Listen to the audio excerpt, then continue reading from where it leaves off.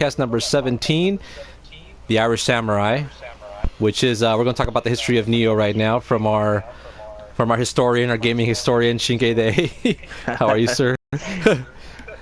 Well, no, I'm just a connoisseur. I'm not a historian, but like, that'd be cool though. You make it sound like you're a certified doctor or historian the way you talked about this game. So It would be really cool if I could have like a degree on gaming history or some shit like that. I do. I think that is a thing, isn't it? It's probably part of journalism too, isn't it? Or I could be wrong. I don't think. Well, I don't know. I don't know how it is right now. Mm-hmm. I don't know how it is right now, but probably in the future there'll be history of gaming for a journalism degree. It's fun. That'd be cool. You know what? I always want to take a journalism class so I could actually close a cycle on reviewing games, podcasting, journalism. It all comes together, dude. So, I mean, we did a little bit of journalism. We had our own little blog, but I mean, there's rules to journalism that we need to learn too. But I mean, a later thing. Yeah, I wouldn't call myself a journalist, not even close. Actually, there was a time in my life when I was like 20 when I wanted to be a journalist. Mm-hmm. But it's kind of dangerous to be a journalist here in Mexico. Oh yeah, that's a whole another thing. That's true. Yeah, so and it wasn't even related to gaming journalism. It wasn't like, oh, I want to cover games. I always thought that it would be cool to have like to work on a game magazine and stuff, like every other kid. But it wasn't like my dream. It was never my dream. It's always been like make games. But like during that specific time in my life when I was like 20, because some life circumstances that for reasons I don't discuss here on the podcast, during that period of time I was like, during 2 years of my life I was just apart from video games. I wouldn't play video games. Mm-hmm. So like during that weird part of my life I wanted to be a journalist because I wanted to like invent like stuff and just report and shit. Cover wars. But yeah, that's like cover. So you could say I cover wars, you know. Exactly. Yeah, if you can get that quote, you get 10 points. You get 10 points exactly. And little Frank West right there. If you guys didn't know. Come on, dude! You just killed it. You just spoiled it. Just in case the people are like, what these guys are talking about? Too much like inside jokes. But I mean, I know a hardcore gamer would know where that came from. But anyways. Anyways, well, yeah. The thing is, I wanted like. You hear me? I'm sorry for that. I wanted to be a journalist until I realized it is freaking dangerous. So it is. It could be, man. I mean, one little slip up, and who knows, dude? Could kidnapped. Yeah. If you talk about a game, man, if you talk about gaming leaks, get kidnapped. Exactly. Get killed by Bethesda or who knows. Or Konami, for sure. Konami. Oh, well, before we actually go into the actual topics that we discussed, I just need to bring this up because we didn't actually prep for this, but it just came up on my mind like now that you mentioned Konami. What's that? Actually, I think you posted that on our Facebook page. Oh, Castlevania? Yeah, there's a Castlevania show coming up to Netflix. Yes, my friend, Netflix. And supposedly they said that it's going to be Game of Thrones like, and also gory as all hell. It's going to have a very, very huge like mature rating on this. That's awesome, dude. That's so awesome. Yeah. It is awesome, but like honestly, I don't want to give money to Konami. Oh, I know. But I don't want to boycott. Like I do want to watch it because like I like. It's Castlevania, dude. That's like Mario Brothers, but for mature people. That's what Castlevania is. Yeah, but honestly, I don't know. I have mixed feelings. I mean, I got Netflix for like the first time in 3 years. Disclosure, I don't like watching TV much, so I probably I'm gonna watch it, but yeah, I just got some mixed feelings because it's Konami and I cannot trust them honestly. But who knows? I mean, if they're gonna do a good job and they're gonna have like a good show on their hands, I'm all for it.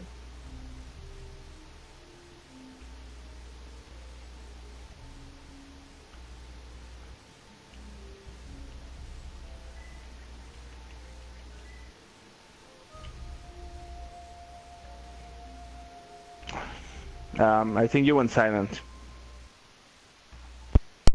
Hello? I think you went silent. Hey. 1, 2? Hey, I'm here. Okay. Yeah, actually the sound cut off for a second. Okay. Yeah, well. Sorry about that. Sorry about that. No, yeah, we cannot have a podcast without technical difficulties. So yeah, it wasn't planned. It wasn't planned. Sorry about that, but okay. So yeah, the Netflix of Castlevania looks awesome overall. So then we'll just we'll leave it at that for now. But like you said, you don't want to give no money to Konami. You're kind of boycotting it. But I'm looking at this as Castlevania and nothing had to do with Konami, dude. Seriously, because I mean, who would not want a series of Castlevania? Because I don't think we're going to see any continuation of the games that came out. Was it called The Lord of Shadows? Yeah. I don't think we're going to see anything else, dude. I think it's done. I mean, that's it. Yeah, exactly. I don't think we'll see, or we won't see anything of quality anymore. But so, no. Yeah, it's fine. I mean, I don't hate it. It's not like, oh, I fucking hate that. I just hate Konami. I don't hate Castlevania. It's not Castlevania's fault that Konami's a shitty company. The same for Metal Gear. It's not Metal Gear's fault that Konami's a shitty company. So. No, man. All these great games, I mean, they're not going to have probably not any direction as it did in the past, because it lost its main creators, dude. Of course, Metal Gear is Hideo Kojima, of course. And Castlevania is, I always forget this dude's name. What's his name? Koji Higurashi.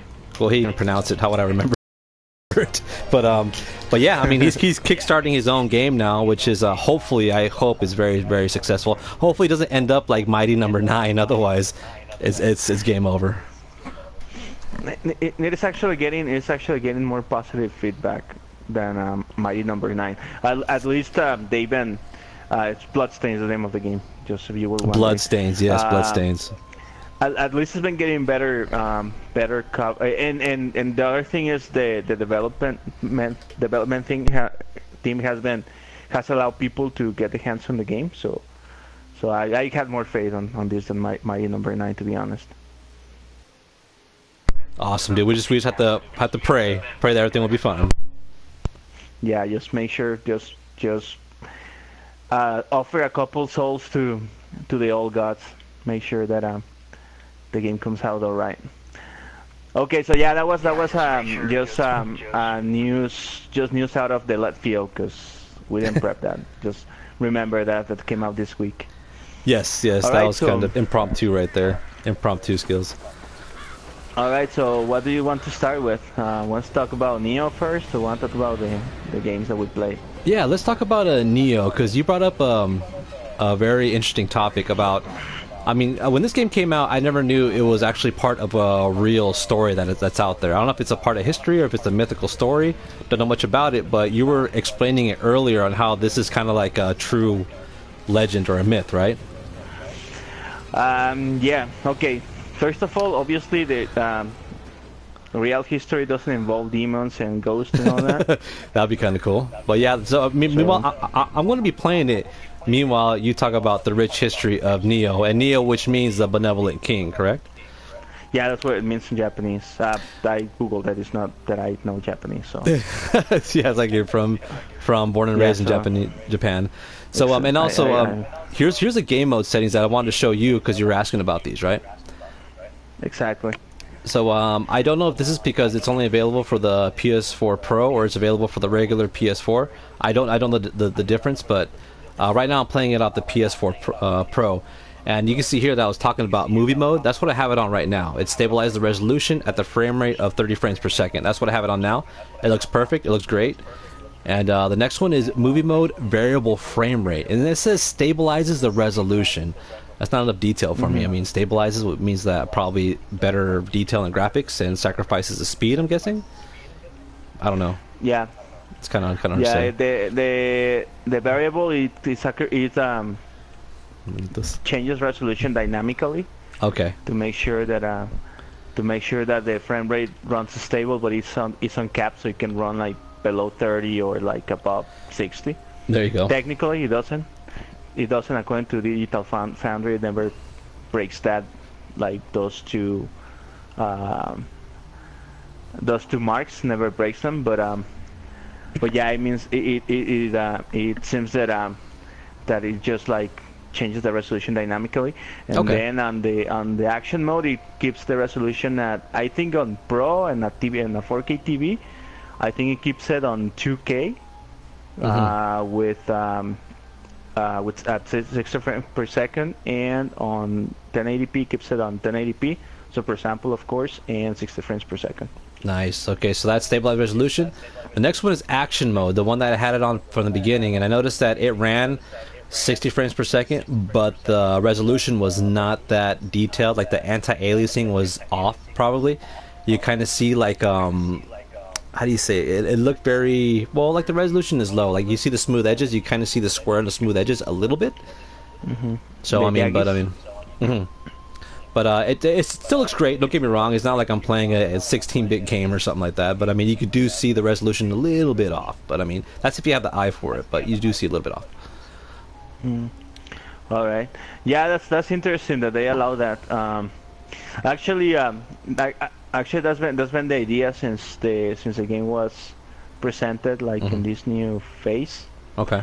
To keep give choice to the gamer. I remember in the alpha they already had that option available, where you can like run an uncapped frame rate and lower resolution or. I love that, dude, because it reminds me of It reminds me of PC, but I don't want to say that because PC you could change to the littlest detail. You could tweak the whole entire, the resources of the game. This is nothing. This is just a little taste of what you could do. But I do like the direction it's taking it. No, and the thing is for pro owners, like it is a possibility to have that level of customization because you have more power, and it makes more sense to be able to use more of the power. Oh, now that I remember about it. Okay, that I remember that there is a new the new PlayStation 4 update. Yeah. Oh yeah, the update. That is right now in beta phase, but everybody knows about it now, and it has like a boost mode that uses overclocks the CPU, so PlayStation 4 games that do not run at do not use or do not have a pro patch, they will still take advantage of the bronze stuff. That's really cool. That is cool. Actually cool. Yeah, I can't wait to get. I can't wait to do that. And it actually, I mean, I'm sorry that I digress, but I think it was important and we didn't talk about it on the prep.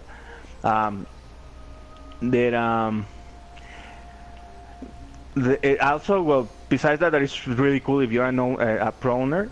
The games won't magically run 60 frames per second, but like some games, for example, people report like games like Bloodborne, they do not suffer from frame pacing issues like they did on the stock PlayStation 4, and some other games like Assassin's Creed Unity is playable now supposedly. Really? I don't think I want to go back to that though. I don't think I'm going back to that though.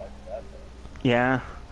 I'm actually if it performs fine, I would like to try it because the main reason that kept me from playing that game is that it was technical mess. And besides, as I was telling you this afternoon, I'm like soft banning Ubisoft because the games are fucking boring. The games are fucking boring. But and I'm already fed up with their subpar games. But anyways, if I can, I might want to try it now. Cool. If it runs fine on Pro. And also, this is the most important thing about the patch. This is like the only thing that I really asked, and I might want to try it. I really begged for it. External HD support for PlayStation games. Oh man, that'd be something. A blessing. It is actually, to me, that's the only feature that I always wanted on the PlayStation 4. I didn't want anything else. I didn't want like custom backgrounds and all that. That's just nice garnishing. But like external HD support is a must for me. That's how I have set up my Xbox One. I got an extra 3 terabytes hard drive and my internal drive, and I have a 2 terabyte drive that I don't use. I just have sitting there, and that's gonna be my PlayStation 4 drive. So awesome, yeah, dude. awesome. Games forever, dude. Games forever.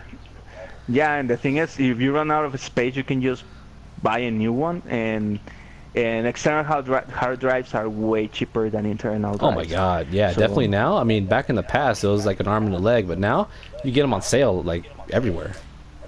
Exactly. So yeah. Well, really quick, just talk about that because I think it was important.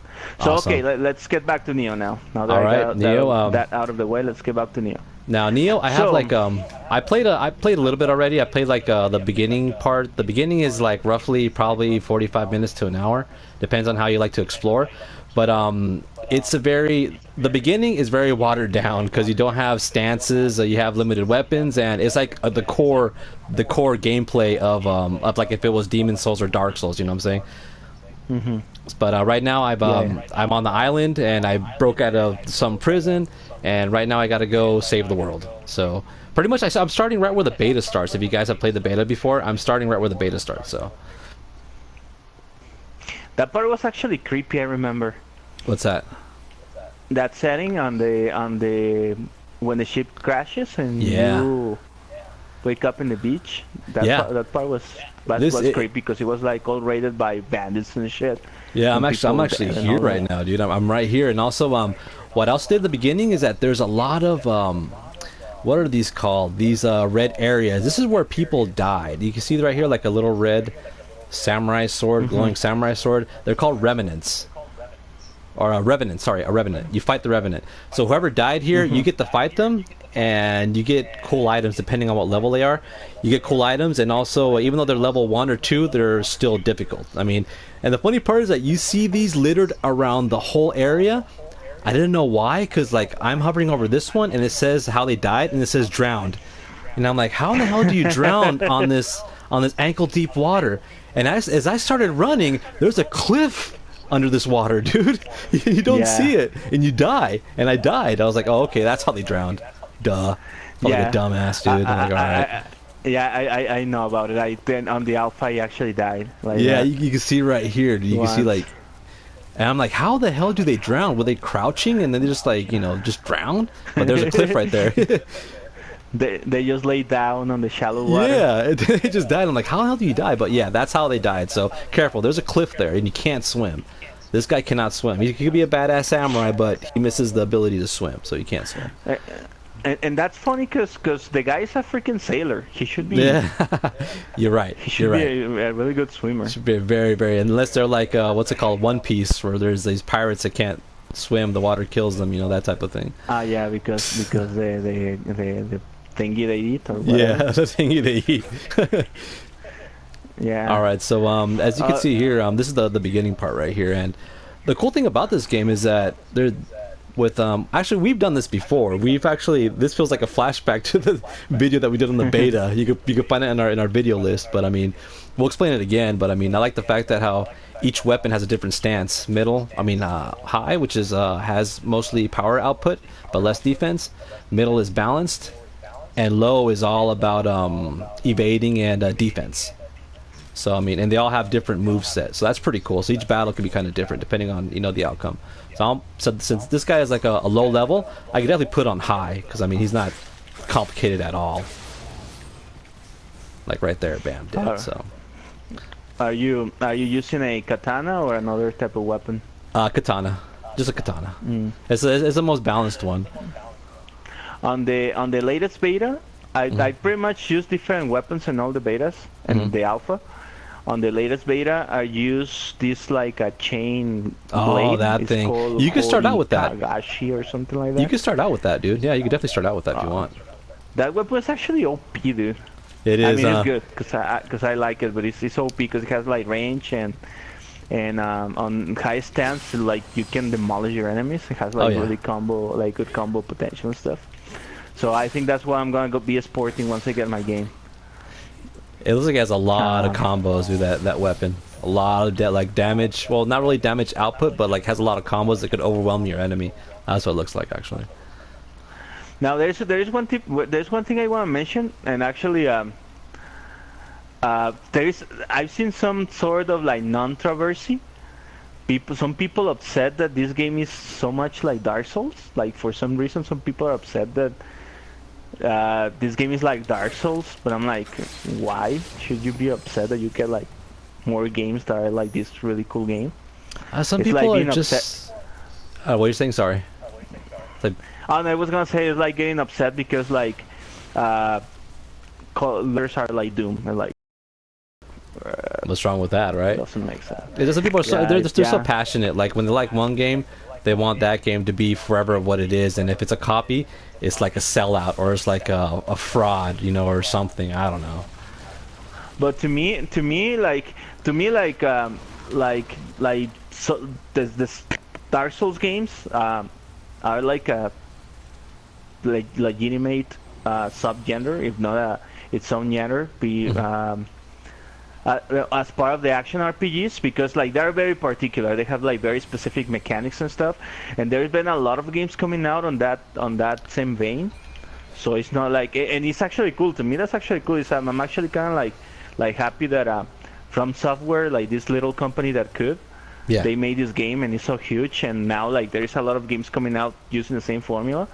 To me, that's actually cool. And instead of being upset, and then I mean, you know, like, and you know, and our viewers who have been like following us for a while know that we love Dark Souls. So, oh man, Dark Souls, even the granddaddy Demon Souls.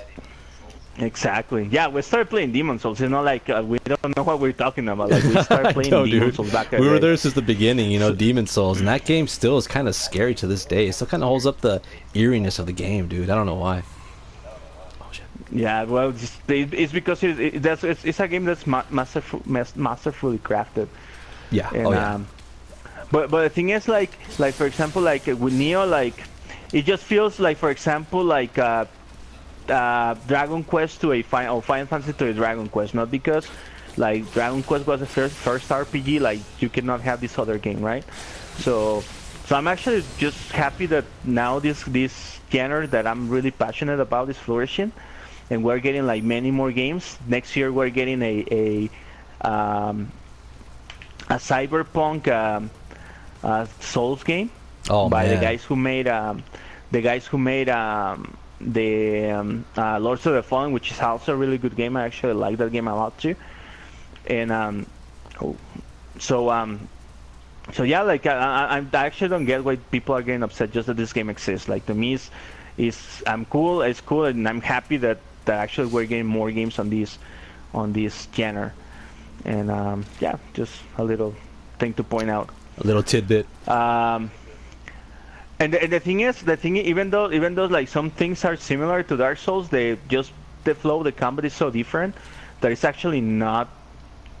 It feels different. It's not like it completely rips off Dark Souls or anything. It's its own game. Like how the multiplayer works, how the phantoms work, even how the experience and all that works is a little bit different. So to me, it's not like a complete rip-off and stuff. It's just like another game on that genre or inspired by.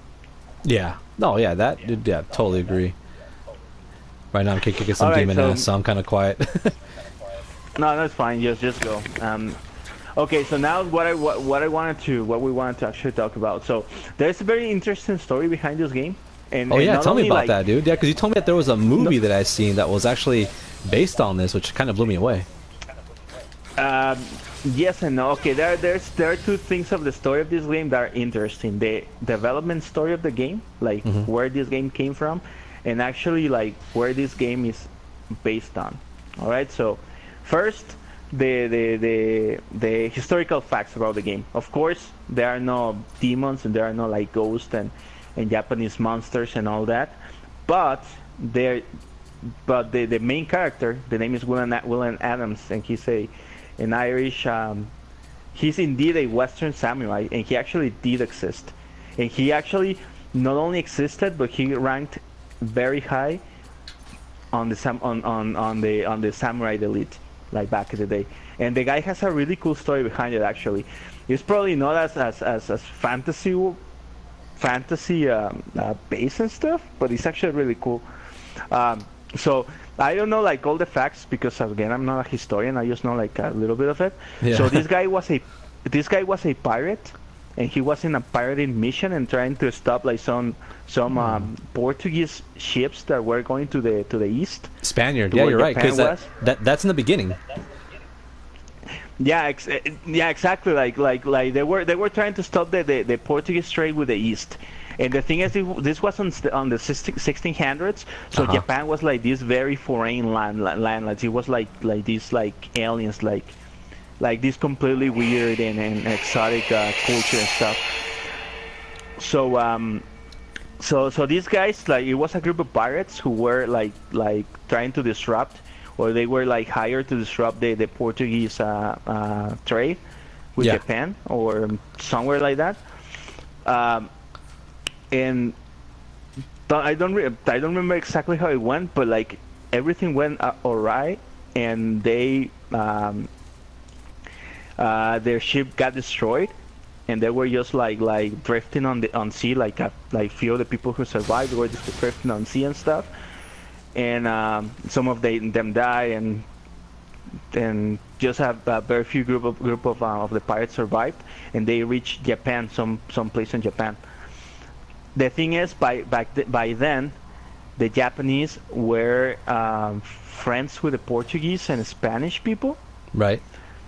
And the thing is, these guys were very religious, and this is the interesting point. These guys were very religious, and they were enemies of the English, of the British people. So when they saw him, now keep in mind that the only way they had to communicate with the Japanese people was through the Portuguese, because the Portuguese were the only ones who understood Japanese, and they kinda understood English, or Old English, and these guys didn't speak Japanese, so they had to use their enemies as translators to pretty much pledge for their lives with the Japanese. Really? So exactly, yeah. Yeah, so it was mad because the Portuguese told the Japanese that these guys were like they were trying to steal their woman and kill their people and all that, and they told them that they were demons, and they tried to they demonized them like really bad. They put them like in a painted on a really bad light. And they were put in prison, even though the guys were starving and they were almost like dying. In fact, I think only 3 of them survived. Now, the guy who was a shogun back then, and the shogun is like pretty much the emperor back then, he grew interested on these characters because they were so different from the Portuguese. So he invited them to the royal court to talk about him. And the story says, this I remember because it was the coolest part. Awesome. The story says that the king, like somehow they got to communicate each other. I don't know how they did it. By birds. I wasn't there. By a falcon. I wasn't there. Probably. I wasn't there.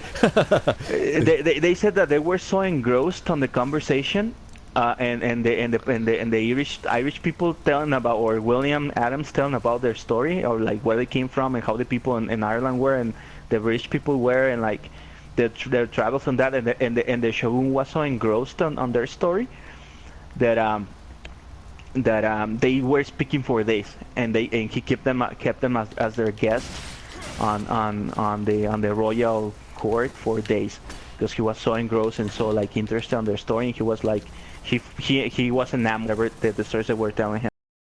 Really? And this is the important part.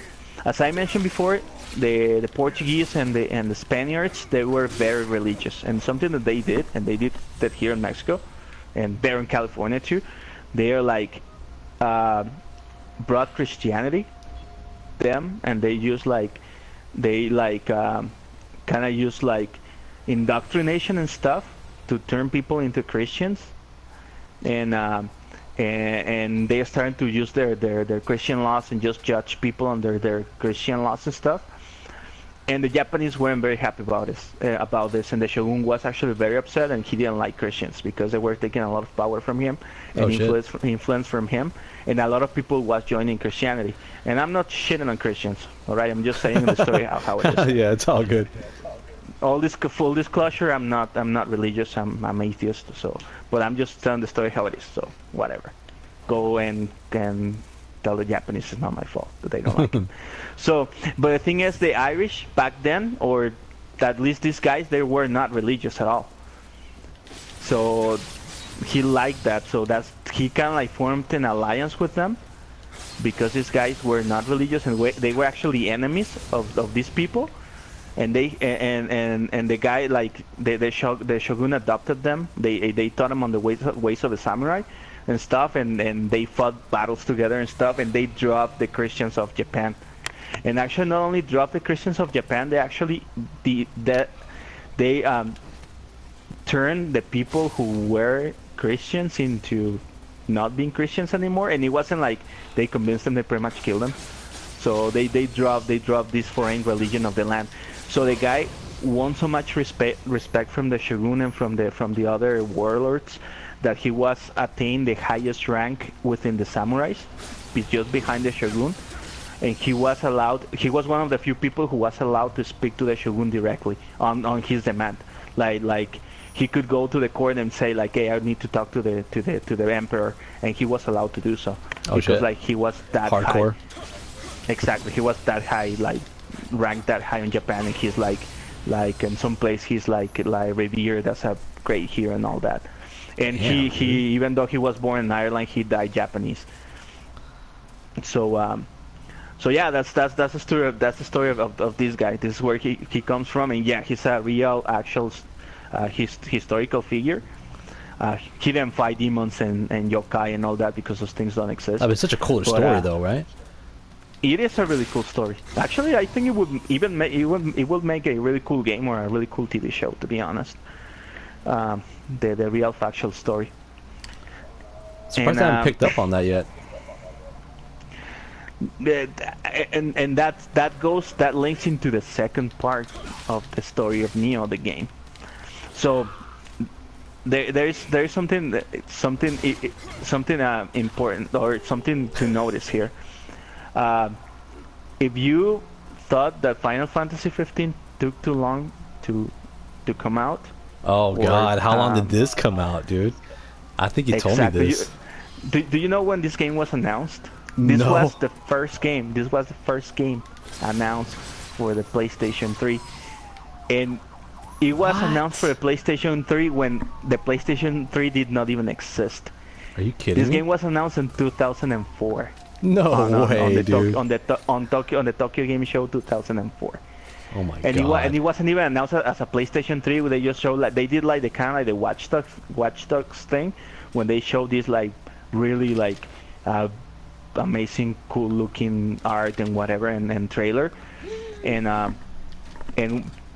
they didn't say like, oh, this is coming up for PlayStation 3 because people didn't even know the PlayStation 3 existed. That was on the peak, on the apex of the PlayStation 2. So this game started development on 2004. My god. And it's been in development hell ever since, right? Exactly. And there's a lot of reasons behind it, and I'll get to that in a second. Now, something important that what I said, like when you mentioned that they haven't picked up. Actually, this was supposed to be a multimedia deal, and first of all, the game, even though it's based on this historical figure, it is also based. The story of the game is based on a script by Akira Kurosawa, which is like the biggest, the most important director, Japanese director ever. How important he is? He's probably on the level of Steven Spielberg. He actually is the person who inspired. Yeah, he's the person who inspired Star Wars. Are you serious? Like, yeah, actually, you and I watched some of his movies. Remember we watched Seven Samurais and stuff? Oh yeah, of course. Yeah, and the Yojimbo movies and all that. Those are the movies. Him. He made those movies. He made those movies, and one of his biggest masterpieces, one Seven Samurai, and also Seven Samurai inspired a lot of movies, and there's this other movie called the Hidden Fortress, which is the biggest inspiration behind Star Wars, cinematography wise, and also how the movie is how the movie goes and all that, and George Lucas has not been shy to mention that. So So that's how like how important he is. He's probably on the level of Steven Spielberg. So he made a script for this movie called Oni, which is pretty much the story of Nioh, the game. So it was supposed to be this movie. Akira Kurosawa, he died on 80 something or 92, I think. But his son was supposed to direct the movie that was tied in with the game. Oh wow! And the game was more like it wasn't back then. Of course the Souls like genre didn't even exist, so the game was different. It was more like a hack and slash on the vein of Devil May Cry, I think. Okay. So it was more like this, and it was tied in with the movie. Now, one of the reasons why the game fell into development hell is because, and also they were going to publish a manga, I think, is because the movie didn't go forward. The movie had to be canceled eventually, and it was like a very important part of the whole deal. So since the movie did not move forward, also the game got stalled. And then, starting 2008, I think that's when Tecmo, the company Tecmo, starting to go down, like it was about to go bankrupt. So they never stopped the active development of the game. But the thing is, it was very ambitious. It was very they were putting a lot of money in it, and Tecmo was already like almost going bankrupt. And there was a point where even Square Enix was going to buy them. They offered to save the company by acquiring the company. And during this time, there's this other company called Koei, the guys who made the Dynasty Warrior games. Yeah. They are very big. They actually they're on a big financial, or more financially successful than Tecmo and probably Square. And they have like some sort of close relationship with Tecmo. So like as a friend, something that happens in Japanese, as part of Japanese business and Japanese culture, this happens a lot. They are more friendly or more like loyal. They actually offered to save the company and to merge with them. And they actually took Tecmo off Square's hands, and they joined Koei. And this happened officially in 2010, I think, or 2011. Okay, so during that time, Nioh was on active development. Like many teams were actually making the game or changing the game. So it changed from being a hack and slash to be a strategy game. At one point, it was given to the guys who made Dynasty Warriors. So at one point, the game was a Dynasty Warriors type of game, and it was like a regular RPG and stuff until Dark Souls became popular. Oh so God, once that brought it home. Yeah. Exactly. Once Dark Souls became popular, the people, Team Ninja, actually figure, or they became fans of Dark Souls, like everybody should, because it's a fucking awesome game. Oh man, yeah, of course. Made history. Made his own genre. Exactly. And they liked it so much, and they saw in the Souls genre, the Souls like, they saw the best way to make this game. So they decided to use use that type of gameplay. And the game was revealed on 2013 on the Tokyo Game Show. No, Tokyo Game Show 2013, just before the PlayStation 4 came out, and it was introduced as a PlayStation 4 game. And after that, the rest is history. And we already saw that. Like they came out with an alpha. They received a lot of positive and negative feedback. They started to tweak it and all that. And lo and behold, here it is, dude. Getting my ass kicked. Getting your ass kicked on a game that was revealed on 2004 and 2004. Just to keep that in perspective, on 2004 was the year when what game was released? Metal Gear Solid 3, Snake Eater, was released on that year. Oh my God, Snake Eater, dude, you're right. So that's how old the game is. Holy shit, dude! Snake Eater.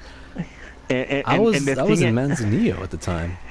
And we already had two Metal Gears with long development cycles. We already had Metal Gears 4 and we had already Metal Gear 5, and this game was in development during all that time. Actually, this game has been in development longer than the whole career of the Beatles.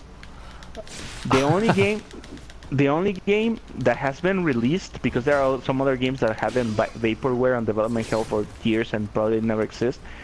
But the only game that has been that has been on development longer than Nioh is Duke Nukem Forever. And we already know that game crashed and burned. Yeah.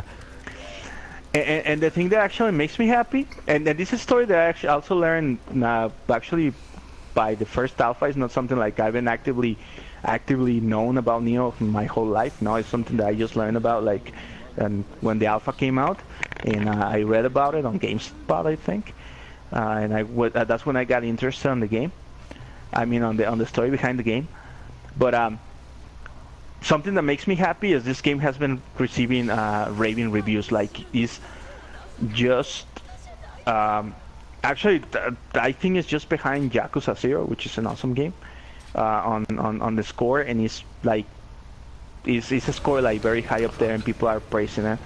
And it's actually and you put this on your Facebook later today. I mean, earlier today. This game has been in so high demand, and it's been so like well received by people that it's right now in shortage. It is hard to get it in many parts of the world, not even not only on where you live. Like, people in the UK are reporting outages. I mean, shortages. Here in Mexico there are shortages. Over there in the US, like everywhere, you cannot find the game physically anymore because it's in very high demand because people have been receiving it so well. I thankfully got my copy. My friend has it in his house. I haven't even opened it. I played it enough, so I'm not like actually itching to play it. Sorry, right now. I'm like at a mini boss fight right now. This dude is like the biggest guy I've played so far. It's fine. Just keep going. I'll keep talking. Don't worry about that. Plus, that's gonna give me some leverage, so you can finish some levels, so we can co-op, because you cannot co-op unless your partner has finished those levels. So it's fine that I don't get the game now. So yeah, that's the history behind Nioh. I haven't played a full retail game, but I put around 30 hours on the alphas and betas, so I can confidently tell you that it's a freaking awesome game. It's good, dude. You should get it. If you cannot get it physically, if you cannot get it physically, get it digitally. It is a game that needs to be supported. Oh yeah, type dude. Of games that need to be supported. Go digital. I mean, I told some of my friends that they ordered it from Amazon, and it's not coming till like a month, dude. They're not going to be in stock for like a month, or like 2 weeks to a month. Exactly. And the thing is, Sony and Tecmo, they actually underestimated the demand for the game. I wonder why they do that, dude. I mean, it is funny because they continue to think the only company who's been smart enough to realize that the Souls genre is very popular is Bandai, because they've been like actually like exploiting it. But like Sony, like I don't know how short-sighted they were, especially with the numbers of people playing the betas, because like a lot of people played it. So I figured that they should have like a very clear picture of how many people would have buy the game or would be interested in buying the game. So they didn't print that many copies, or they didn't ship that many copies. I don't want to say that it's something related to the political climate, because I don't think that's nothing related. But man, it is funny that it's running out of stock. And again, not only in the U.S., like everywhere. If you try to look it up on Germany, it's run out of stock in China and Japan itself, and the UK, like everywhere, is just selling out everywhere. And for a good reason, man. Right now I'm whooping ass for the first time. I feel good now. I was getting my ass kicked before. No, and the thing is, and this is something about Japanese developers, is for some reason they don't trust us Westerners with samurai games, and that's probably one of the most awesome type of settings for a freaking game. For example, the two Ryoga Gotoku games, the samurai games, Ryoga Gotoku Kensan and Nishin, never came out on the West and never will. and those are like freaking awesome samurai games. And man, this is like, this is probably like bread and butter for any gamer. Like any gamer likes swords and badass samurai. So. And it's awesome because the combat is fresh almost each time because you could do different type of styles like high, mid, and low. It's pretty good. Exactly. It is like a beefed up Bloodborne, because in Bloodborne you have like the weapon arts. I mean, yeah, the weapon arts. Dark Souls 3. That's Dark Souls 3. You have the forms, the weapon forms, whatever. And also, you know what? It kind of has like a Diablo in it, dude. Like the type of just items keep on dropping. Exactly, like how the loot system works. Yeah, it has a good loot system, man. I just figured that out right now. And it's even color coded, like in Diablo and all that. Yeah, user friendly. Yeah, definitely, dude, definitely. And something that I noticed on the betas, and also I noticed some people playing it now, is that even though you always play with the same character, like everybody plays the same guy, the customization is so deep that your character will look different, like regardless. Yeah. Even though you don't create your character, like the character will look your own. You gotta check out my character, man. You gotta check him out now, dude. I was like some sort of demon samurai already. Okay, let me see. Freaking badass, dude. It is. It is badass, actually.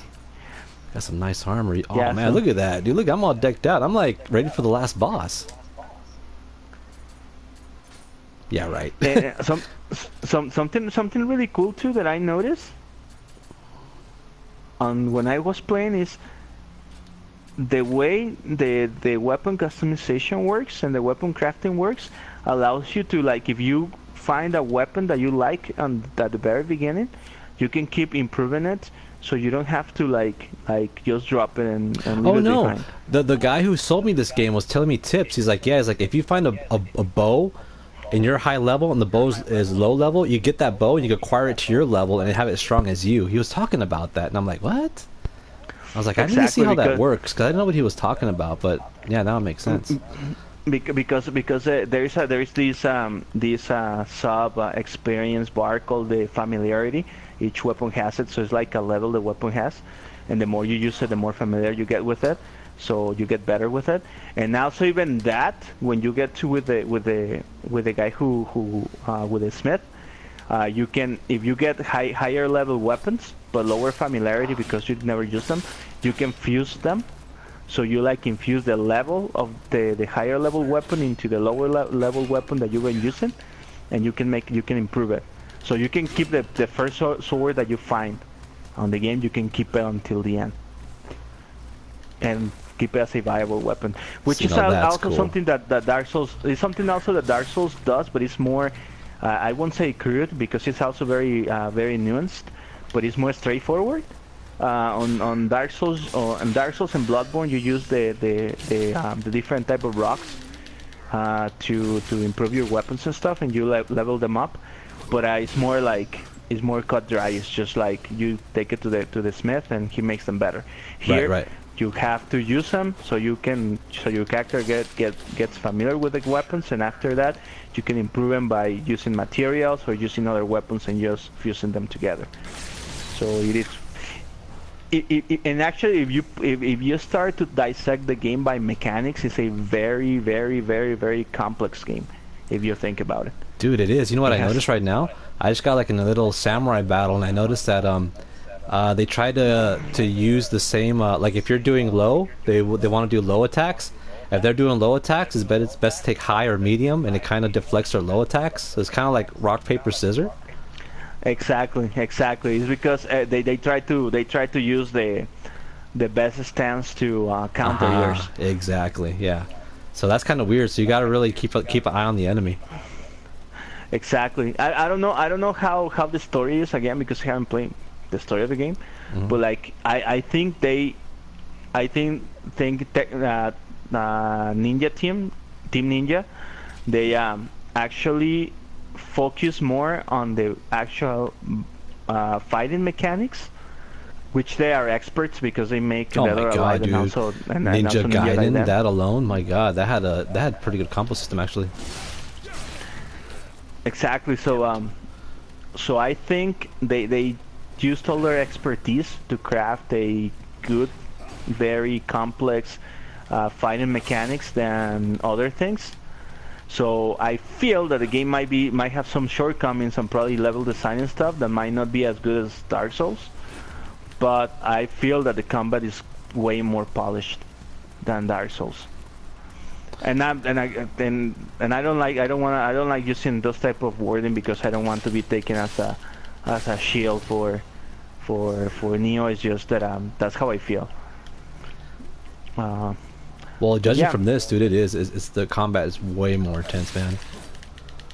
Yeah, it is way faster paced. It is actually, I think, it's even faster than Bloodborne. At least how I felt it like. It's because it has like a hint of Ninja Gaiden, dude, and that's very fast battles, man. Or Ninja Gaiden, or Ninja Gaiden, depending on where you're from and born. Because some people are like, nah, it's this, it's that.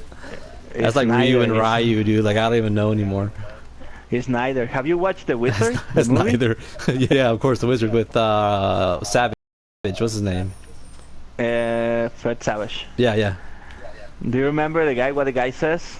Is Gaiden. That's how you say it. Gaiden. No. Yeah, that's right. Gaiden. Gaiden. And the guy like, oh, Ninja Gaiden. Like, no, you say Gaiden. Yeah. All hardcore. How can anyone forget that? Yeah. So that's Nioh. So. I think we should do a review once one of us finish the game. We should do probably a review. I think you'll finish it because you'll have way more time than I do. I think you would finish it first than me. I actually, you have to have less time than me, but I don't know. Like, it's funny because this game is long, dude. It's really long. I mean, I heard that if you go through it, it's 50 hours, but with the side quests, it's over 100 hours, dude. That's a lot. Yeah, but the thing is, I already finished. I finished Final Fantasy 15 and I platinumed that game. So I got like, I put like 110 hours in that game. Oh shit. To platinum it. And also I finished Final Fantasy 1 and I put like 50 hours in that game. I already have like 20 hours in Final Fantasy 2. I had 46 hours on Ryuga Gotoku on Yakuza 0. I finished Resident Evil. That's been the last month. And I feel that I don't have time to game. Aw, dude, you have no time to game. It's weird. What more time do you want, dude?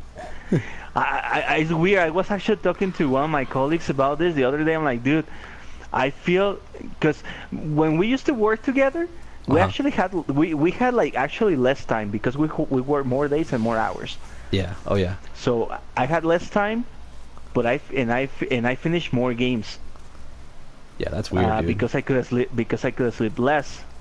Now I feel I'm honestly I feel that I don't have enough time. I have more time off, and I feel that I don't have time. But still, like I finish a lot of fucking games too.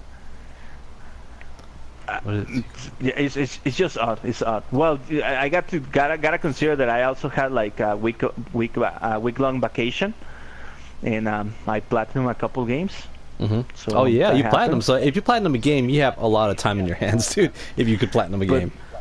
Yeah, it's weird. I don't know. I feel that I don't have time, but I clearly do. I know. I probably need a girlfriend. That happens. So I need I don't know. I need another hobby or go to the gym or whatnot. But I'm not complaining. I'm fine. I'm fine with playing games. So. Right now, dude, I just got like a title list, a prestige title list. I just got myself a title, dude. Nice. So right now, I'm looking at it. Eventually you're gonna become like the second to the Shogun. Yeah, dude, one that'd be so badass. One of the warlords in Japan. A samurai warlord, man. I like the sound of that, dude. Charlie the samurai. So that actually sounds like Samurai Jack. Samurai Jack, yeah. Which is coming back, actually. It is. Another news. It is, dude. Samurai Jack's coming back. It's gonna be like a limited series, but still better than nothing. But it looks really badass, actually. It is one of those series that is cool, but it's like It's a cool series, but it's always on the more whimsical side of things. But this time looks freaking dark. The guy has a piece of pistol and a Gatling gun just jumping out of everywhere. It looks pretty cool, dude. And I like those stories where like the hero has fallen and then he has to come back to grace. I love those stories, dude. Yeah, it actually reminded me of John Wick. John Wick. Kind of. Hell yeah. Oh hell yeah. Kind of reminded me of that. The long hair and everything. Yeah, exactly. I think they probably went for that. Right now I'm at the... so oh shit. Yeah, I had to take the eyes of the stream, but I'm very confident that probably you're getting either your ass kicked or you're kicking ass. So I'm kicking ass now. Ain't that right, baby? My wife's here. She's like, what? She's very excited. About what? The game? This is behind. She like very excited about what like I'm not listening watching to a what are you podcast, talking but about? it's a few minutes behind. I was saying if I was kicking ass. Yeah, you are. She's like, yeah, you're kicking ass. In the beginning, I got my ass kicked. I got my ass handed to me. But I mean, you need, and in these games, you need to die in order to learn. Too bad you can't do that in real life, because when you die in real life, you don't learn much. You're gone. That kind of sucks. Life would be cool if you could respawn on a bonfire like in Dark Souls. Dude, I would troll the respawns. Let's see, right now, if you remember my last podcast, dude, that we did on this, I'm pretty much almost where that guy took me that one time. Oh, okay. Kinda. I know where you at. Oh, this place looks like it's gonna hurt, actually. All right, so while you do that, let me go into the next topic. Yeah, what's the next topic? What's up? What's going on? So we got 2 games to review. One full review and another one more like impressions, even though I finished it already and I put a lot of time on it. But I want to do like a nice review. So first, Resident Evil 7. So I don't want to distract you, so let me give my thoughts about it. It is freaking awesome. I think it is the best Resident Evil that's come out since Resident Evil 4, easily. And in some instances, it does beat Resident Evil 4. For example, this game is creepy again. Oh my god, it's so creepy with the VR. I mean, I can only play it so many times at night. It is funny. I didn't play it on VR because I don't have it yet. But even without VR, that freaking game is exhausting. Is it really? It's too scary, right? It plays with your emotions, doesn't it? Exactly. I was telling my friend the other day, and I was telling them that the game is really exhausting. It's like very taxing because it keeps you on your nerves and it keeps you on your toes like all the time. And you don't know what to expect. You gotta be like move like very carefully and stuff. So it is very at least on during the first hours. It is physically taxing. Like I had to take breaks because I was getting like not scared, but I was getting like very tense. So I had to like relax a little bit and do some other stuff. So that to me that's a win because that's what the first Resident Evil game was. The PlayStation Resident Evil games were. They were scary, tense, intense games, and this is a true return to form for the series. Oh yeah, dude, by far. And dude, it's funny because like again, like I saw a lot of people who were like, "Oh, this game is just a Nowless ripoff and whatever." Like, no, I'm pretty sure the only reason why they did it first person is just to like accommodate to VR. But this freaking game is Resident Evil through and through.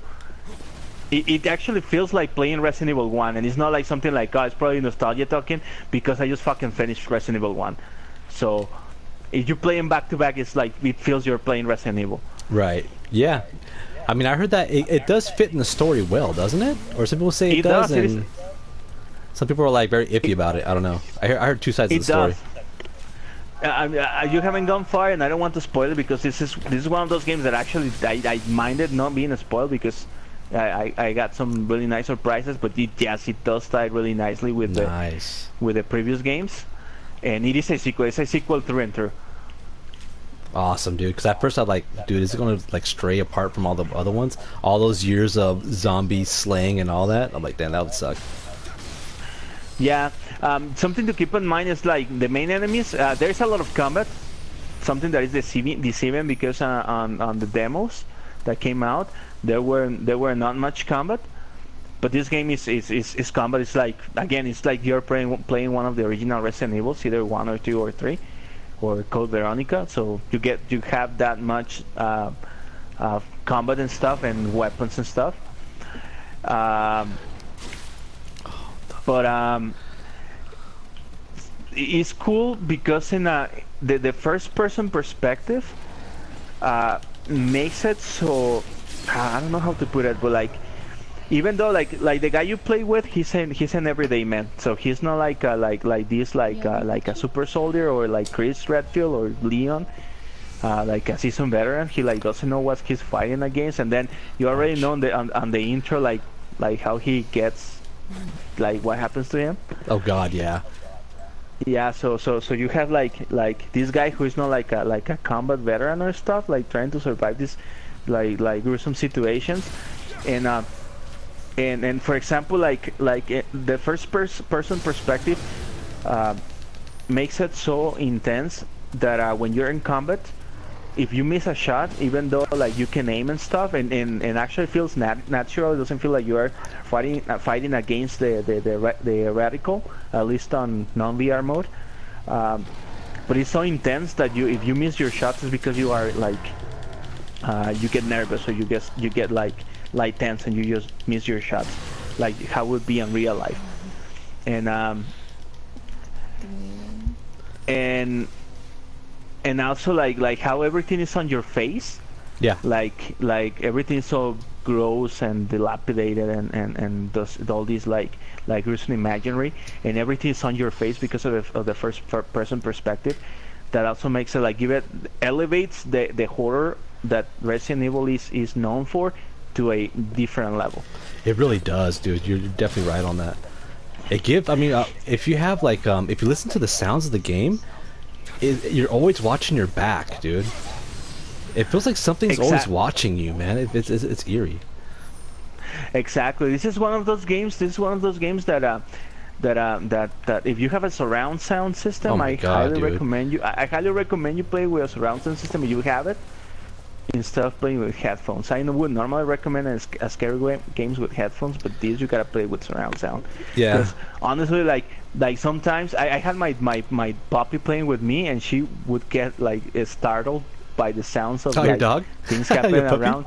Yeah, and she'd be like barking and stuff, and like I had to actually throw it outside because like she would get scared, or not scared because dogs don't get scared, kind of. Off those things? But, I mean, they do get scared. They have fear, but not off those things. Yeah, but it's not, they don't react the same. They are more aggressive. They bite and stuff and bark. They bark. But it's not like us, like, oh, we get like excited and stuff. No, they get aggressive. So when I have to take her out of the room because like she would get startled by the sounds, because the sound design is very, very good. Even with the VR, dude, the module that it has, you could put any earphones and it sounds like surround sound. It sounds pretty good. Yeah, like if you have to play with headphones, like in VR, for example, I would highly recommend headphones, good headphones at least. I know you have a few pairs, so. Oh yeah, I got some Dre Beats and some other ones which work pretty well, and it like you always have to watch your back, dude. It's very eerie. You never have like a dull moment, dude. You're always watching your back. So yeah, like in the end, I highly recommend you this game if you are on the fence, because it's first person and it's not a Resident Evil quote unquote, and you feel it's an Outlast or a Amnesia wannabe. No, it's not. It's nothing like Amnesia. It's nothing like Outlast. It is a Resident Evil through and through. It feels like playing Resident Evil 1. It is that type of game. So it is a return to form to Resident Evil, and it's funny because it's like a really high note to start the year with, and it is a high note, man. It really raised the bar.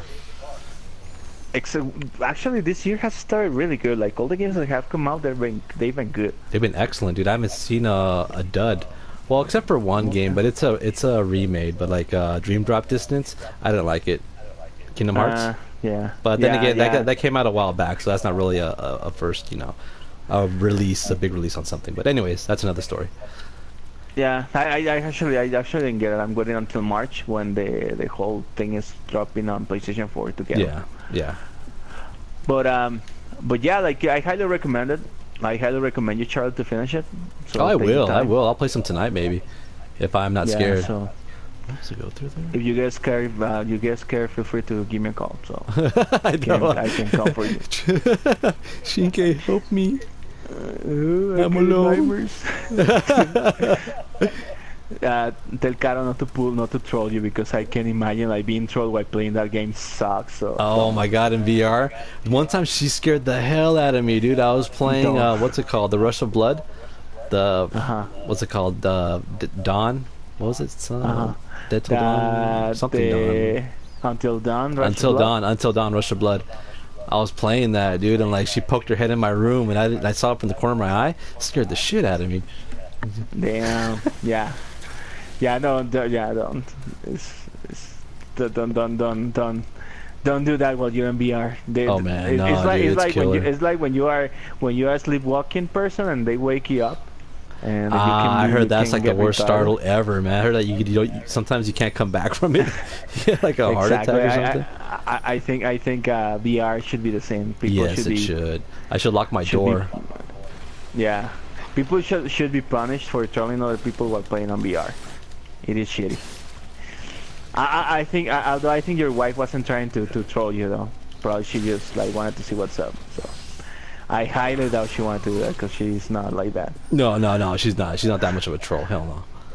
Yeah, she was just probably like she just wanted to join the fun, and everything became bad. so yeah, I highly recommend it. It's a return to form. Not because the game is first person, and if that's the only thing that is keeping you on the fence from getting it, like don't. Honestly, you are missing a great game. It's worth it. It's so worth it. Yeah, a great Resident Evil game. Not only a great game, but a great Resident Evil game. So yeah, I'll give it on the. I actually want to change a little bit how I rate the games, because I kind of like on the years I can be kind of like moving away from consumer advocacy. I think people should buy whatever they want. If they want to buy shit, they should be able to buy it. Okay. So instead of saying buying, I'm gonna say recommended. Recommended rental or not recommended, because people should be able to buy whatever they want.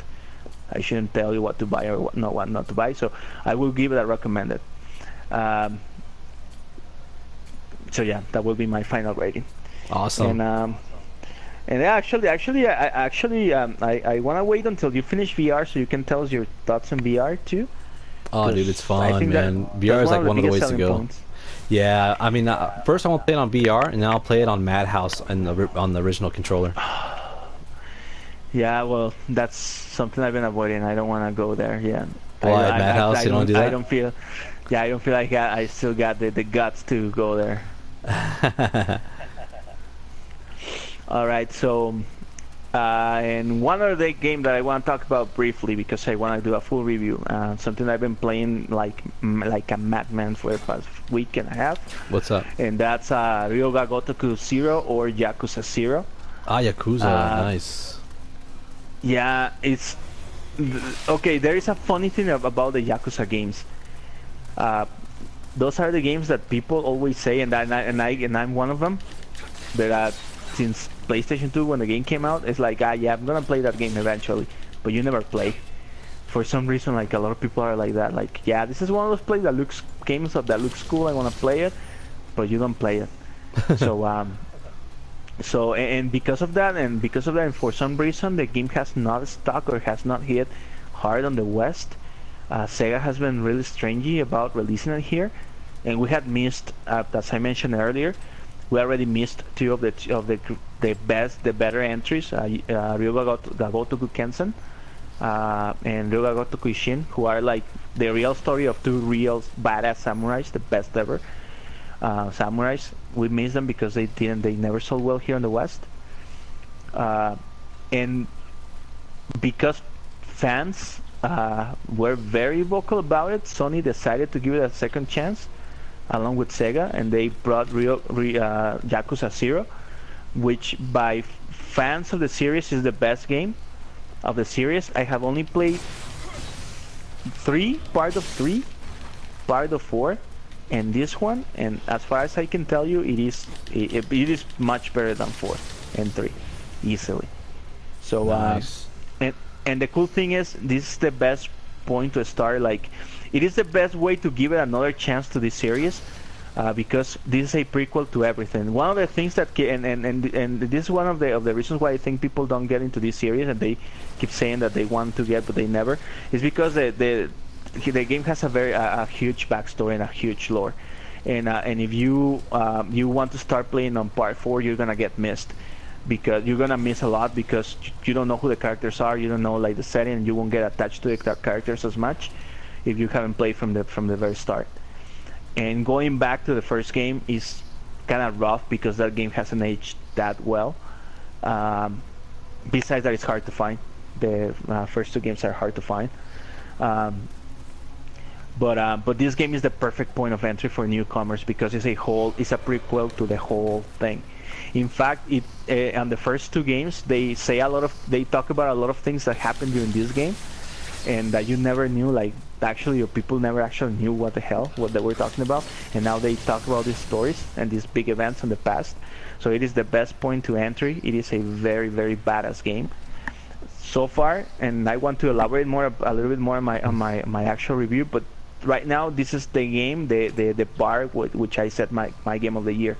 If a game wants to be the game of the year for 2017, it has to be better than Yakuza 0. And it's really fun. It's really, really, really fun. It has a lot of content. You can play for hours and hours and hours, and still find new things to do. And we're gonna have Yakuza 0 just released, and then within June, July, or August, we will get Yakuza Kiwami, which is a remake, a full-on remake of the first game. That's what I want to play.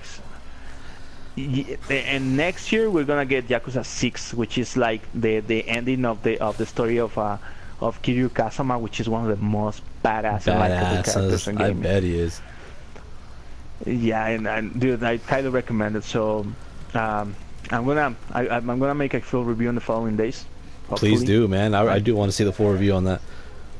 And yeah, because I want to talk extensively about this game. It's really, really good. I highly recommend you. It's as a spoiler to my review, this is recommended. This has an essential seal of approval. So again, as I mentioned, this is gonna be my bar for game of the year. If somebody wants to get in the competition for my game of the year 2017, it has to be better than Yakuza.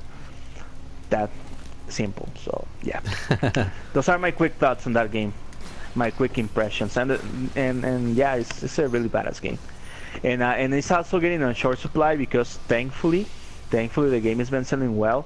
So also it is a little hard to find, and the edition that came out is called the Business Edition. It has a really badass business card, a business card case, carrier. Right? Are you gonna use it? Yeah. So, nah, I don't have business cards. I do not keep it as a collectible, but it's really, really fucking cool. I show my friend. I have this friend who's very who likes a lot of Japanese stuff.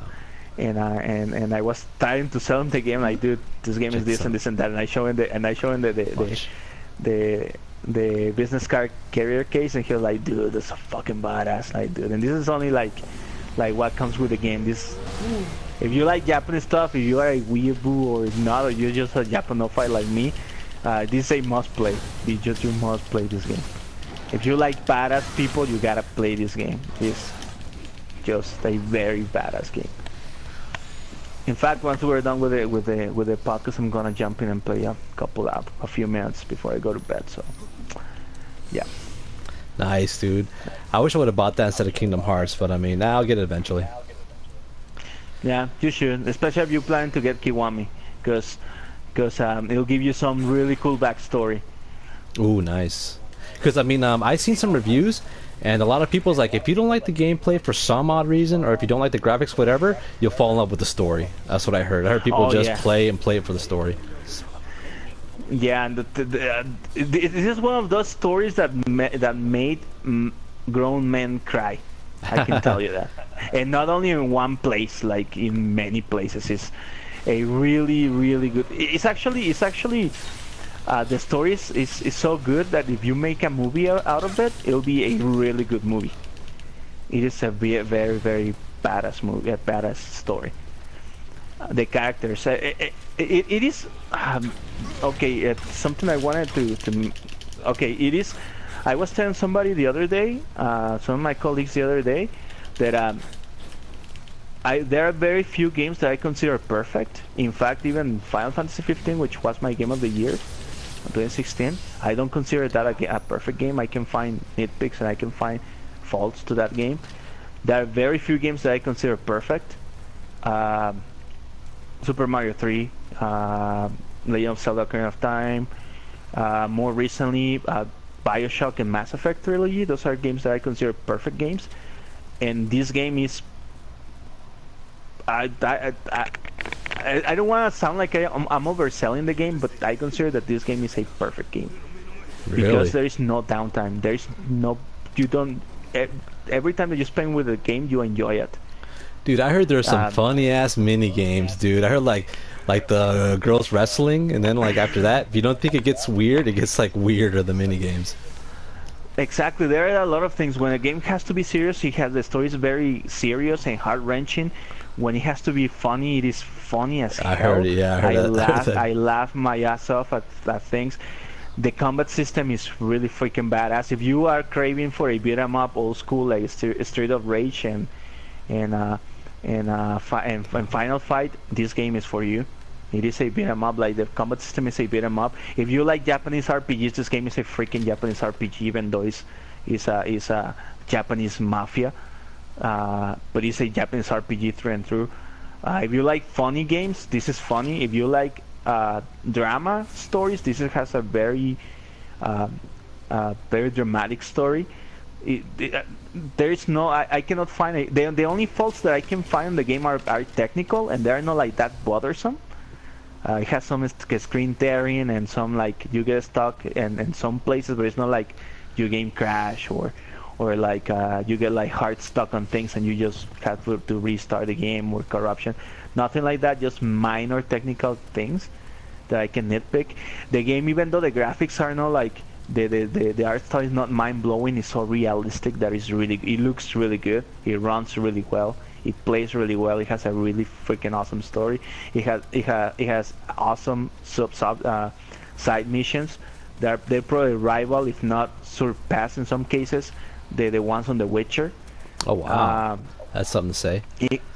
The cast, there is no character in the cast that you don't like. Even the people that you hate them because of the right reasons. There are no like character in the cast that you say like this guy is stupid, or what's the purpose of this guy. Exactly. It is to me it is a perfect game. It's one of those games that everything on the game works and works well. There is nothing that I like. This is completely useless. There is no point on this. Everything is just perfectly made.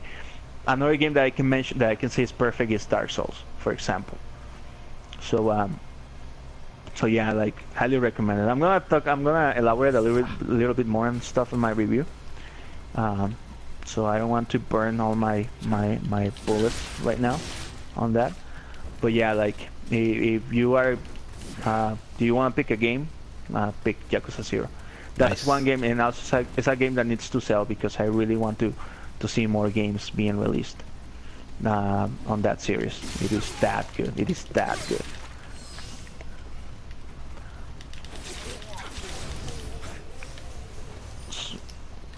It's a battle. No, it's fine. The samurai way. It's fine. So well, I'm pretty much those are all my thoughts for today. Do you have anything you want to share with us? This game is awesome. I'm at the edge of my seat, dude. Every battle is like life or death, literally, dude. There's nobody nice in this game, man. Everything wants to kill me. Yeah, actually, I want you to talk. I want you to tell us about something. What's that? You finished. Actually, yeah, that'll be a nice thing to talk about before we leave. What's that? You finished Let It Die. Yeah, I finished Let It Die. I finished the first season of Let It Die. That game is not going away, it seems like. Yeah, But dude, that game is, man, that I mean, it's its own thing, dude. It's weird. It's weird how they made the game. They made it like grindy, and then they made it like the game is very needy. The game is very needy, dude. I put so many hours in that game. It's very needy. there is one thing that actually I kind of we kind of talked about it on Facebook. What's that? But it's something that I wanted you to not clarify. Well, yeah, clear a little bit. Mm-hmm. I show you a video by Bunny Hub, the guys on Bunny Hub, Oh, yeah, Super yeah, Bunny yeah. Hub. Mm. Freaking awesome channel. I highly recommend it. So yeah, check them out. You can agree or disagree with what the guys say, but they're like really good. Right. But what are your thoughts about that video? The guy, he was complaining that there is a point where the free-to-play model kind of like shows or kind of like put your heart stop. Yeah. And there's a point where you have like to pay, or Well, it becomes so grand that you gotta pay or you cannot advance. the guy said he beat it in 40 hours, so he beat it too fast. The thing is, you could prepare yourself very easily for those battles that were bottlenecks. Because after floors 1 and 20, you don't gotta grind that much. You could actually use brute force and you're fine. But after that, dude, the mid bosses, they're ridiculous. You have to be fully prepared. One fight, it took me 6 to 7 hours. One fight because I wasn't prepared. Because in the game, your weapons they have they're not durable. They break. So I'm going in there, dude, and like this mid boss, you're fighting him the third time. So I figured, okay, the third time I can whoop his ass. I know how he works. He kind of changes his rhythm kind of changes, but it took me almost 6 to 7 hours because I was fighting him with my fists. I had no weapons, dude. I was fighting with my fist. It took forever. It was it was like 3, 4 in the morning, and you got up, and it was like 8 in the morning, 9 in the morning, and I was still fighting that bastard. I had to go to work. My wife's talking right now. She's saying that, what was it? It was 8 in the morning. You had to go to work. I had to go to work, and you were still. And I was still fighting because the thing is, I can't let it go because I put so many hours in that character. I cannot let him die, dude. So I was sitting there beating on him to death. His name is Cohen. He's like this big blob of bodies. I was unprepared. It took me like 6 to 8 hours. I was fighting him. Dude, I never knew you could sleep with your eyes open. I never knew you could do that.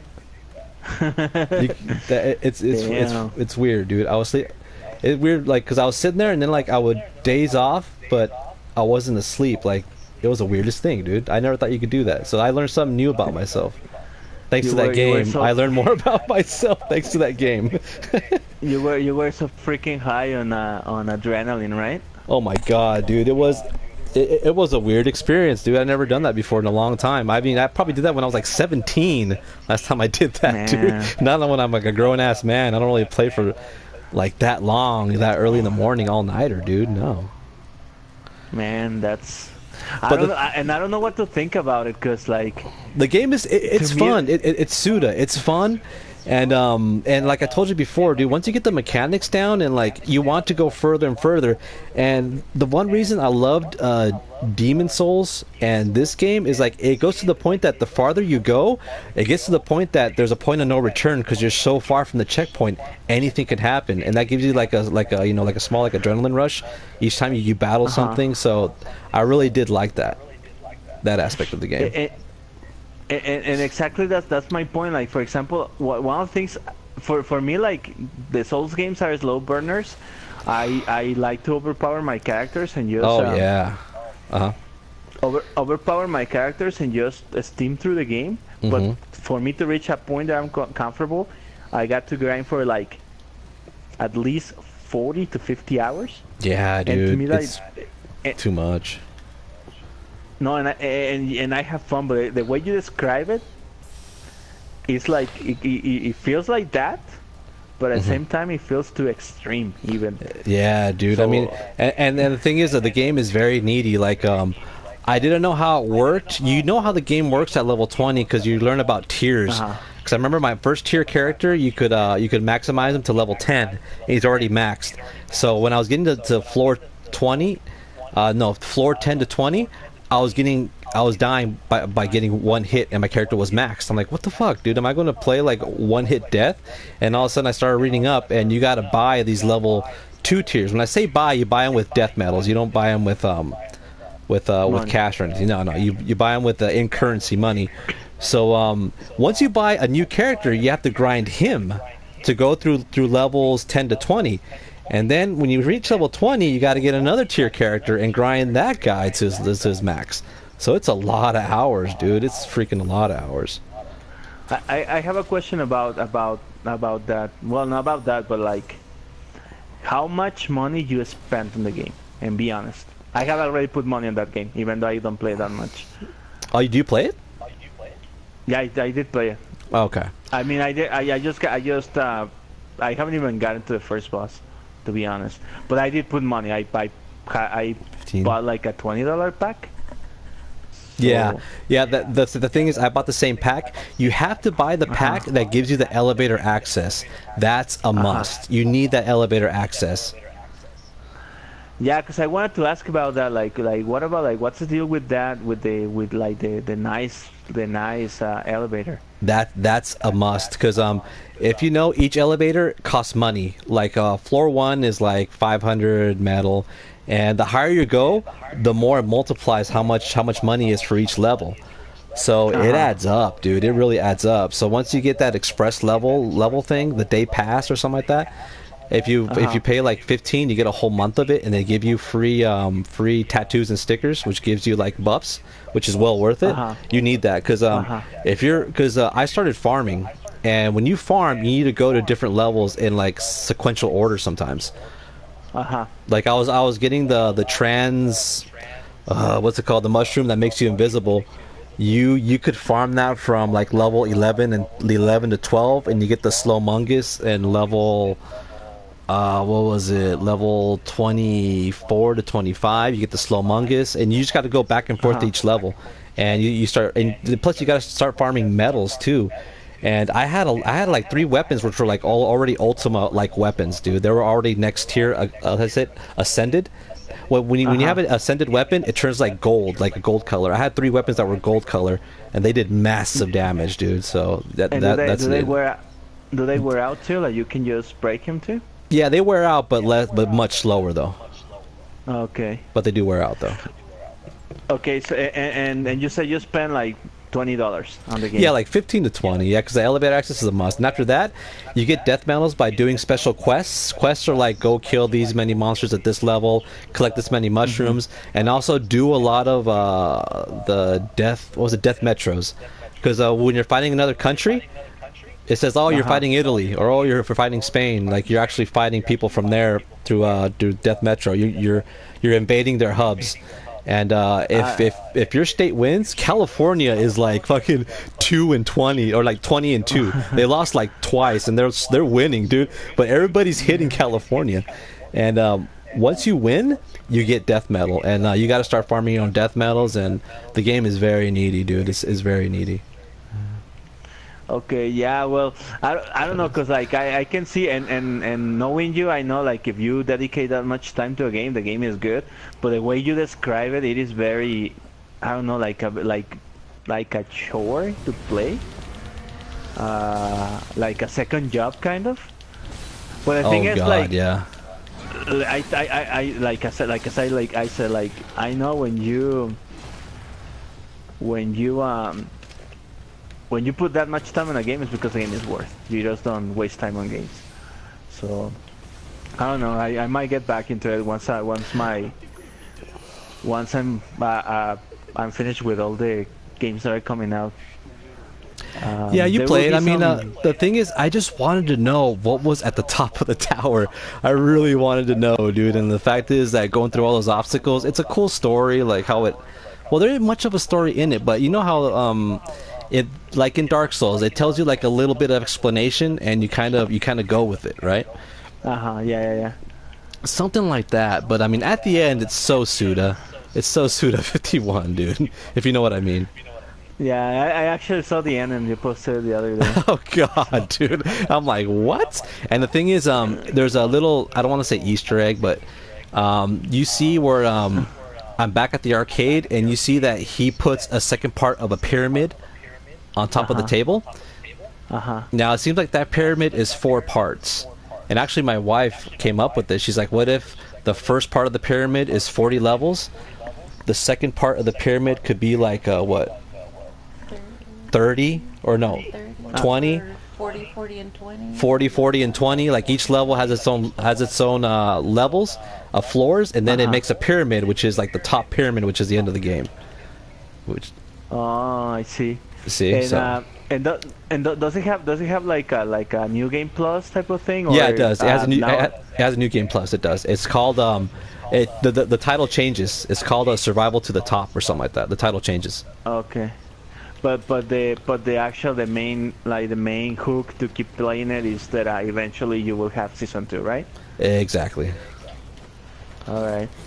Okay, so that's interesting. Yeah. Oh yeah. Yeah, because like when I watched this video, that's also the feeling that I got, that the guy played it more like because the game is free to play.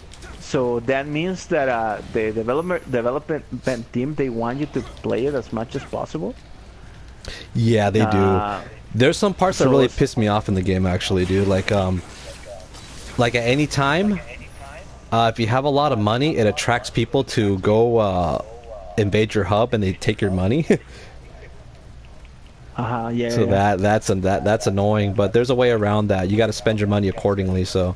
The game keeps you on your toes, dude. Like, you want to see what's going on. Just anybody invaded your hub, and it makes you just want to log in every day, dude. It's very needy. The game is very needy. I'm telling you. I'm not joking around when it says it's very needy. Man, it is an interesting thing. It's an interesting concept, especially from Suda. This is like the first time he's ever done that. Exactly, because Suda is not actually, even some Suda games are even like smaller, shorter games, and this seems like a very complicated and it is a very big thing. Yeah, well, I'll probably jump back in it later on. It is fun, dude, but I mean, do it when you don't have anything else. But because I even noticed, like, even trophy progression is very slow, like to unlock trophies and stuff. But they're rare, dude. They're rare as hell, though, man. The trophy, like the first boss or the second boss, no, the third boss, Crowley. A lot of people have trouble with that boss, and it's like the rarity is like 0.01. Damn. So you are like one of those like very rare people, right? Very few. Yeah. Does anyone have the platinum trophy? No.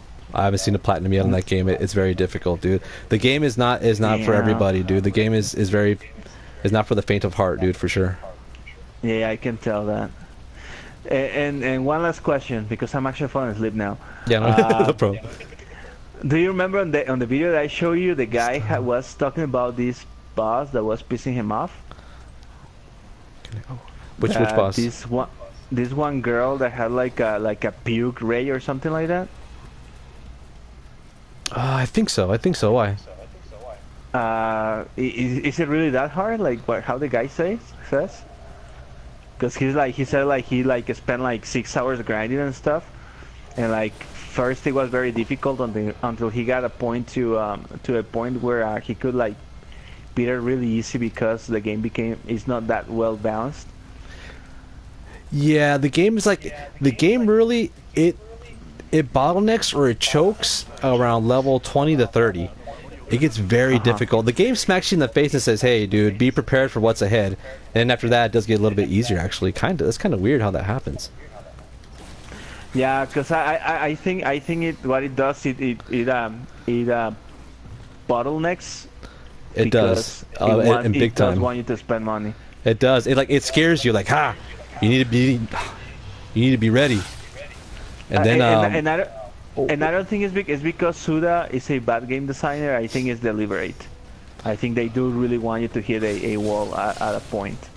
But you don't have to, though. I mean, if you know how to play the game right, you don't have to pay money, dude. But I mean, people are impatient, and you could actually pay to be less grindy. Yeah, but that takes the fun away of the game too. Oh yeah, it does. But some people, you know how they are. If they have money, dude, let's take a shortcut, right?